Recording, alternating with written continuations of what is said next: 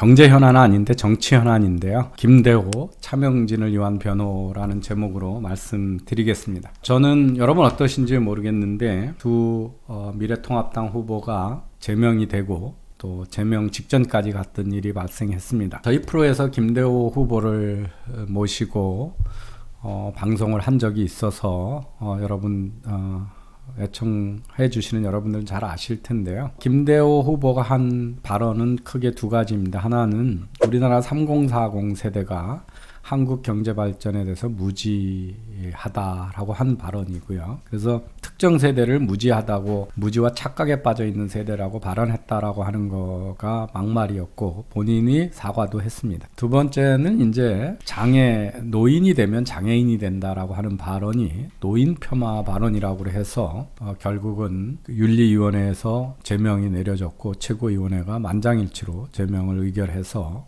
미래통합당의 후보로 지금 관악갑에서 후보의 자격을 상실을 했습니다. 거기에 지금 무소속 현역 의원으로 김성식 의원이 뛰고 있는데 결과적으로는 야권을 현역 의원인 김성식 의원으로 바뀌는 그런 결과가 초래됐습니다. 차명진 의원은 후보들 간의 토론의 와중에 지금의 여당 쪽에서 세월호 유가족들을 비판하는 일이 짐승이고 라고 얘기한 거에 격분해서 세월호 유가족들이 세월호 천막 속에서 있었던 입에 옮기기 어려운 아주 부끄러운 성문란 행위를 언급한 것이 김종인 선대 총괄 본부위원장의 표현에 의하면 공직자 후보로서는 입에 올릴 수 없는 막말이라고 정의가 됐고 바로 제명하겠다고 선언이 됐습니다. 저는 이 두 후보의 징계 과정을 보면서 첫 번째는 절차적 정당성을 상실하고 있다. 법치의 가치를, 보수주의 가치를 손상하고 있다. 당의 당대표와 선대본부장이라고 해서 당의 후보, 지역구 후보, 그것도 국회의원 후보를 이유 없이 제명하겠다고 먼저 발언을 하고 이미 돌이킬 수 없는 후보로서의 득표력에 손상을 가하는 행위는 상당히 독재적인 행태다 하는 거고요. 그 점에서 첫 번째 문제를 제기하고 있습니다. 두 번째는 이 막말이라고 하는 거가 바로 좌파 PC 막말 프레임에 순응해서 지난 한국당은 수없이 이 막말 프레임에 사과하고 뒤로 도망가고 그래서 김진태 의원서부터 시작해서 여러 명을 징계해왔고 그러면서 점점 좌파의 막말 프레임에 순응하는 비겁한 정당이 되어 왔다는 겁니다. 세 번째는 이거와 같은 얘기인데 자유주의 우파의 가장 근본적인 인권적 가치는 표현의 자유입니다. 그런데 정당에서 후보들이 표현의 자유를 지켜주지 않고 민중 또는 대중이 싫어할 수 있는 말을 했다고 해서 제명한다라고 하는 것은 바로 인권 또는 기본적 자유에 대한 근본적 가치가 없는 정당이라고 하는 겁니다. 네 번째, 저는 이들이 맞는 말이지만 국민들이, 유권자들이 막말이라고 생각하기 때문에 읍참마속하는 쪽으로 개인을 희생시켜야 되겠다고. 그래서 집단을 개인보다 월등한 우위에 놓고 집단을 위해서 개인은 언제든지 희생시켜도 좋다라고 하는 것들은 바로 전체주의적인 시각이고 파시스트적인 생각이다. 그래서 자유민주주의에 대한 기본적인 가치관을 결여한 것이다라고 하는 겁니다. 이런 일이 왜 발생하냐 하면 김종인 선대본부장, 총괄본부장이 그렇게 당 대표보다도 높은 주목을 받고 의사결정이 있고 당을 마음대로 그분은 태영호 강남구에 출마한 후보에 대해서도 뿌리가 없다라는 식으로 얘기를 하고 본인은 무슨 말을 해도 괜찮고 자당 후보들 지지연설하러 가서 민주당 후보 지지해달라 이런 실언을 하면서 마구 이렇게 할 수 있는 것은 그분이 지금 당권을 갖고 있는 거와 똑같다. 그런데 이 당에 이 선대본부장이 아무리 선거 때라고 해도 그러면 선대본부장이 바로 정상적인 당권은 사실은 작동이 안 되고 선거대책본부가 당권을 갖는 건데 아무런 당원들의 동의를 구하지 않고 당대표가 가서 무릎 꿇고 모셔오고, 이것은 셀프 구테타의 비정상적인 정당 구조다. 정당성이 없는 당권이 지금 작동하고 있는 거다. 그래서 당원들의 의사와 무관한 당권을 이양하고 지도부를 구성하고 이런 과정이, 지금 통합당의 최고위원도 명백히 얘기하면 아무런 법적으로 권위가, 정당한 권리가 있는 지도부가 아니고 당원도 몇 명인지 있을 수 없는 거죠. 왜냐하면 통합당이 됐다고 해서 지도부가 하면서 정강정책도 새로 만들었고 다 새로 만들었는데 기존의 정당의 당원들이 다 그거를 무조건 따라갈 거라고 전제하는 것도 민주적인 정당에서는 있을 수 없는 일이죠. 그래서 자기들끼리 최고위원을 임명하고 전당대회 없이 스스로 월계관을 씌워준 독재적인 군사 쿠데타 정부 같은 사람들인데, 그 권력을 이용해서 당의 국회의원 후보한테 정치적 사형 선고를 내린다는 관점에서 정당의 비민주성을 극도로 극명하게 드러낸 사례다, 이렇게 저는 생각합니다. 그러면 저는 차명진 후보의 세월호 거에 대해서는 충분히 이야기가 됐고, 일단은 탈당 권유라고 하는 미봉책이 만들어졌기 때문에 더 이상 저희가 논의를 해보지 않겠지만, 김대호 후보의 이야기를 한번 좀 따져보도록 하겠습니다. 소위 3040 세대 무지론은 뭐냐면, 전후 맥락을 보면 우리나라의 3040 세대는 앞에 세대들이 어떻게 가난한 가운데 선택적으로 어려운 결정을 해서 경제 개발을 했는지, 마치 지금 좌파들 생각은 어떤 거냐면 우리나라가 재벌 없이도 지금같이 성공적인 경제 개발을 할 수 있었던 것처럼 주장을 하죠. 근데 우리나라가 후발 산업국가가 부존자원도 없이 돈도 없고 기술도 없고 교육도 못 받았던 그런 나라가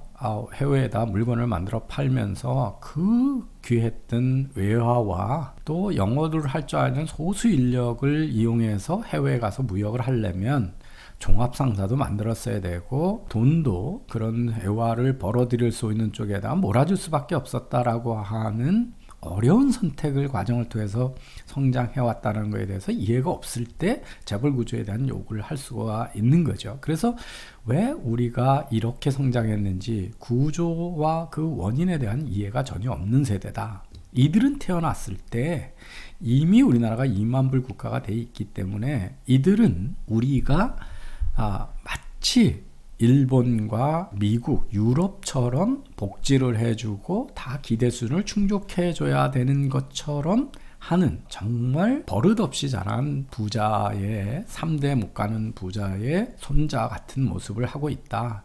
즉 우리 역사에 대한 무지와 착각 속에 빠져있는 세대다, 이 이야기를 했습니다. 이 발언에 대해서 어떤 세대가 무지와 착각에 빠져있다라고 해서 황교안 대표는 아주 부적절한 발언이라고 했고, 김종인 총괄 공동선대위원장은 이름도 얘기 안 하고 서울 관악갑에 출마한 사람이 30대 40대 운운한 것과 관련해 나는 그 사람 성격상 문제가 있다고 생각한다.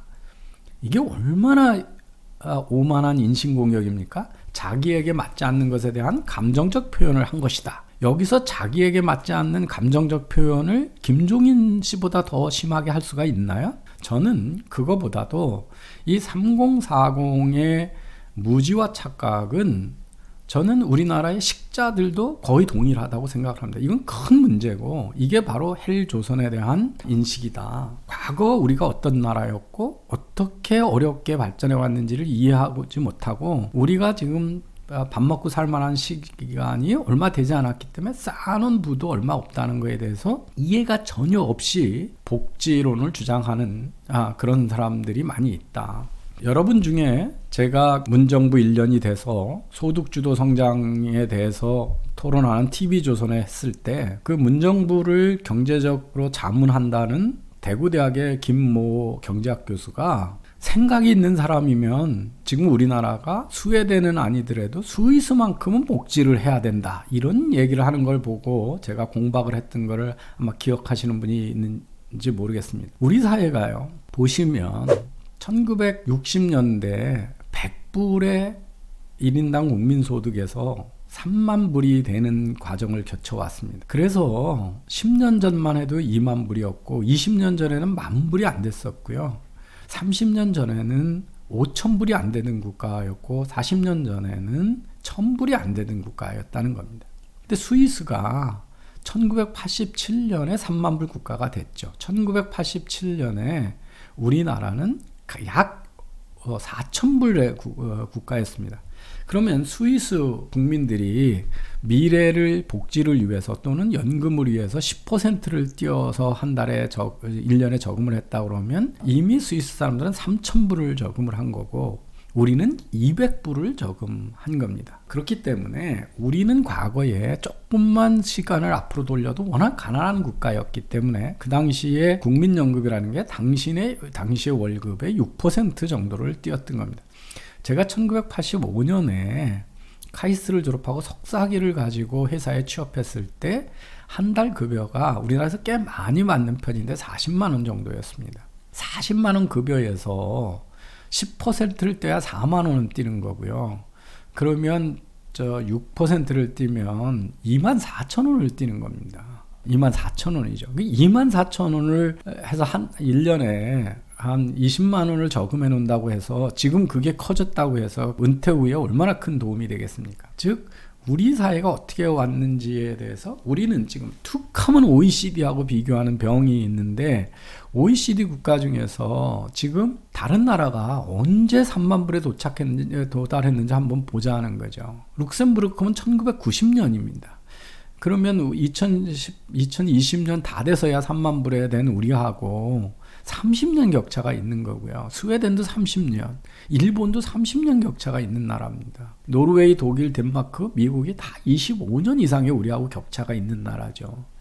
그래서 그 기간에 우리가 지금 국민연금의 소득 대체율을 따지고 노인들의 빈곤을 따질 때 그분들이 살아갔을 때 국민소득 100불서부터 시작해서 축적한 돈이라고 하는 거가 지금 3만 불 국가로 볼 때는 소득 대체율이 낮을 수밖에 없는 거죠. 그러면 과거에 저축해 놓은 게 없으면 그걸 되려면 지금 세대가 되든가 미래 세대가 지불을 할 수밖에 없다는 거죠. 그런데 그건 불가능하죠. 베이비부머의 많은 세대를 다 부유하게 만드는. 그래서 이거는 우리 3040 세대는 더 우리가 농경시대 때 가난한 시대에 대해서 모르는 것도 있지만 지금의 지식인들마저도 경제학 교수들마저도 문재인 부근에 그 사악하게 몰려있는 선동꾼들마저도 이런 역사적 사실과 우리의 누적된 결과라고 하는 것에 대한 인식이 무지하고 착각 속에 빠져 있고 일부는 알면서도 모른 척하고 선동을 하고 있죠.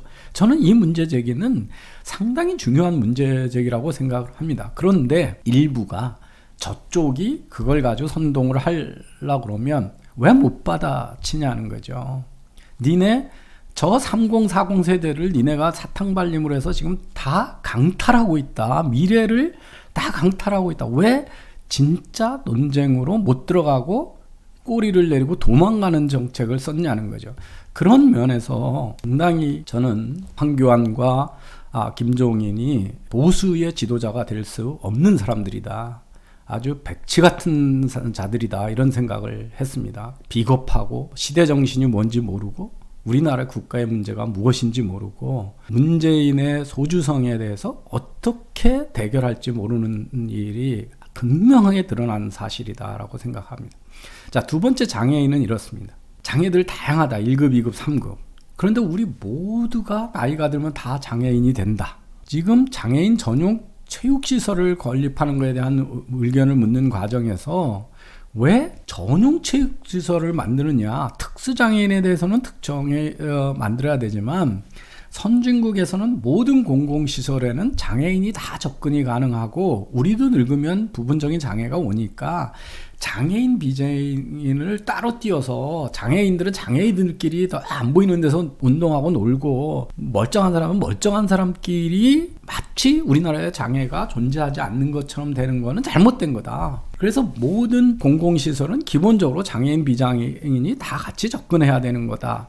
여러분 선진국 가셔서 보시면 모든 공공시설에 다 장애인 접근을 하게 해놓고, 우리도 지금 법은 그렇게 돼 있습니다. 그리고 건물 앞에서도 제일 가까운 곳에가 장애인 주차장이 있는 거고요. 그리고 그 장애인 운전의 장애 등급은 미국이나 유럽에서 노인이 되면 대부분 그 장애가 발생하기 때문에 장애인 번호판을 붙이고 거기 이용합니다. 늙어보지 않은 사람들, 장애가 오지 않은 사람은 이해를 못하는 거죠. 그래서 나이가 들면 장애인이 된다는 게 막말이냐는 거죠. 노인이 되면 장애가 온 게 막말이냐는 거죠. 그럼 왜 이걸 가지고 바로 막말이라고 그러지 않고, 그럼 노인들은 장애인 시설만 가야 되냐, 너희들이 다 즐기는 시설에는 못 가되며 장애가 없는 것처럼 장애인을 분리해서 자꾸 우리는 마치 장애가 올 것처럼 진짜 장애인들을 보이지 않는 속에서 숨겨두고 장애인과 장애인 아닌 사람들을 하고 분리하면서 살아갈 거냐라고 충분히 되받아칠 수 있는 건데, 그리고 법에도 그렇게 돼 있는데 좌파 언론과 여권의 막말 프레임이 무서워서 정치적 희생양을 삼겠다. 이게 어떻게 한 당의 지도자들이 할 수 있는 짓이냐 하는 겁니다. 저는 아무리 봐도 이것은 막말이기 때문에 그렇지 않고 김대호를 정치적 희생양을 삼았다라고 생각을 합니다. 여러분 생각이 달라서 정치인이, 현실 정치인이 그렇게 트집 잡힐 얘기를 했냐. 트집 잡힐 얘기를 하지 않고는 사실은 선명한 대결의 정치적 아젠다를 만들 수가 없습니다. 저쪽이 발끈하는 이슈를 만들어야 사실은 그게 이슈 중심의 선거가 되는 거죠. 그런데 저는 김대호는 왜 이렇게 쉽게 만장일치 제명을 받았냐. 지금 미래통합당을 만들게 된 플랫폼은 뭐였냐면 박형준과 김대호가 같이 했던 통합과 혁신 플랫폼입니다. 혁신과 통합인가요? 다 실패한 거로 알았다가 통합 와중에 여러 번 실수하는 황교안 대표가 자기가 이제 완전히 버림받을 것 같으니까 마지막 여기 매달려서 기사회생을 했는데요. 이 박형준 지금 최고위원과 김대호 사이에 계속적인 사상적 대결에 동상이몽을 꾸어왔습니다. 박형준은 다 끌어모으는 게 우선이라는 통합론 중심론자이고, 김대호는 보수 정치가 미래담론을 중심으로 혁신을 하고 민주적인 정당이 되는 정책 대결하고 아젠다 세팅을 하는 혁신이 우선이라고 하는 거였습니다. 그런 갈등 구조 속에서 지금 된 거죠. 그러니까 박형준은 기본적으로 김대호의 보수정권 혁신론에 대해서 동의하지 않는 사람이에요. 그래서 보호하지 않은 거죠. 즉 박형준은 좌파 실용주의 또는 무가치주의자이고, 김대호는 자성적 좌파에서 전향한 우파의 대표적인 사람입니다. 그래서 이거는 무가치적인 중도 좌파와 정책 중심의 자유주의와의 대결 과정에 갈등 구조가 있었다. 박형준은 기득권 정치권, 기존 정치권을 끌어모으고 그들의 이익을 대변하는 세력이었고, 김대호는 외부에서 들어간 혁신 세력, 지금 썩은 정치를 다 바꿔야 된다라고 하는 외부 혁신 세력 간의 갈등입니다. 이 중에 바로 이 정치권에서 아주 썩고 거기서 몇십 년째 울거먹고 있었던 MB 때부터 등용을 해서 그 이전부터 했던 기득권 세력이 혁신 세력을 갈라친 갈등 구조가 있다 하는 겁니다. 또 하나는 저는 김종인은 왜 이렇게 김대호 후보에 대해서 인신공격적인 얘기를 했냐는 것을 살펴볼 필요가 있다. 김종인은 우리나라의 87 체제를 디자인했다고 생각하는 사람입니다. 그런데 김대호는 우리나라 지금 87 체제를 해체하지 않고는 우리나라가 혁신되지도 경제개혁이 되지도 미래의 담론을 만들어내지도 못한다. 우리나라가 이렇게 일본화돼가지고 점점점 그냥 뒤로 뒷걸음질 치는 나라가 되려면 이 87 체제를 해체해야 된다 하는 걸 주장하는 사람입니다. 그러니까 김종인은 정치라는 명분을 요번에 정치를 다시 하면서도 제대로 된 경제민주화를 하기 위해서라고 주장을 했습니다. 그러니까 자기는 경제민주화를 하려고 문재인도 도와줬고 박근혜도 도와줬는데 당선되고 나서는 다 제대로 안 하더라. 그러니까 나는 경제민주화를 하기 위해서 계속 해야 된다고 주장을 합니다. 김종인이 가장 내세우는 게 헌법의 191조 2항 경제민주화 조항입니다. 저는 이게 우리나라의 경제 구조를 자유시장 경제로 못 가게 만드는 가장 근본적인 걸림돌이고 우리 역사를 후퇴시킨 역사의 죄악이라고 생각을 합니다. 김대호가 보는 87 체제는 바로 이 경제민주화를 내세운 포퓰리즘, 그리고 그 경제민주화라는 게 약자보호라고 하는 걸 내세우는 감성적인 기득권 지대추구 체제, 지금 타다를 금지시키고 요번에 대형 유통점을 강제 휴무시키고 단통법을 시행하고, 그리고 요번에 민주당에서 한국노총과 하고 하면서 또는 자영업자들 보호를 내세우면서 복합 유통물을 더 규제를 강화하겠다, 이런 것들이 다 기득권 지대축으로 우리나라 혁신 경쟁을 안 하는 거죠. 그래서 김대호는 대우자동차 몰락 과정에서 노조의 기득권이 얼마나 해악인 것을 알게 됐고, 그런 노조의 강성 노조의 기득권 해체 없이는 우리나라의 기업들이 살아날 수도 없고 한국 경제의 재건이 가능성이 없다고 인식하는 사람입니다. 그래서 그 대우자동차 하나도 못 살리는 나라라는 책을 쓴 사람이죠.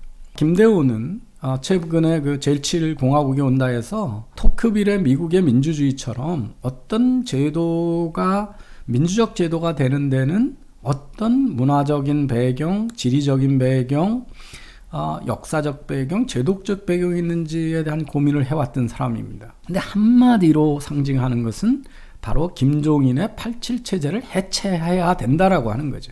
그래서 김종인의 정치적 상징을 가장 정면에서 대결하겠다는 역사관을 갖고 있었던 사람입니다. 즉, 이 김대우의 정치적 희생은 김종인의 경제 민주화 또는 87 체제에 대한 수호 의지, 그래서 그렇게 정치적 희생이 됐다라고 하는 것이 제가 이 김대호와 차명진 전 의원의 후보에 대한 징계를 보면서 격분했던 이유 중에 하나입니다. 왜 차명진 제명을 함부로 얘기했을까요?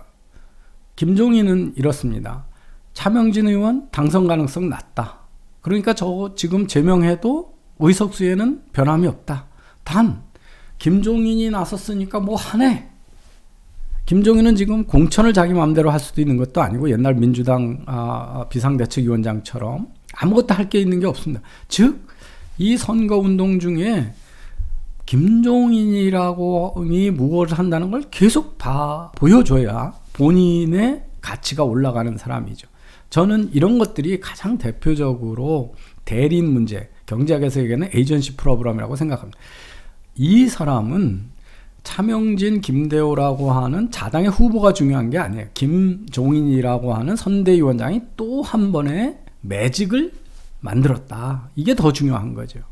앞에서 말씀드렸듯이 찬핵 탄성파, 미래통합당의 중도 통합론자, 경주의 민주화 세력, 중도 좌파, 87년 체제 옹호 세력들이 이 혁신, 그리고 치열하게 여당하고 부딪혀서 문재인의 예리하게 문재인의 가슴에 심장을 향해서 창을 겨누는 투사들을 제거한 기득권의 승리다. 아주 보수 세력 쪽의 부편 기득권의 승리가 나타난 것이다. 김종인 자신이 자기의 87년 체제를 믿고 경제와 민주화를 브랜드로 가지고 있는 자기의 정치적 자산을 보호하기 위해서 자기 정치적 자산과 제일 대비되는 한 개인을 정치적 보복에 의해서 살해한 사건이다라고 저는 이해를 하고 있습니다. 이 사건은 선거의 후보와 당선자 결정의 기회를 유권자가 갖는 게 아니라 외부에서 들어온 비민주적 구테타 직권 독재 세력이 벌인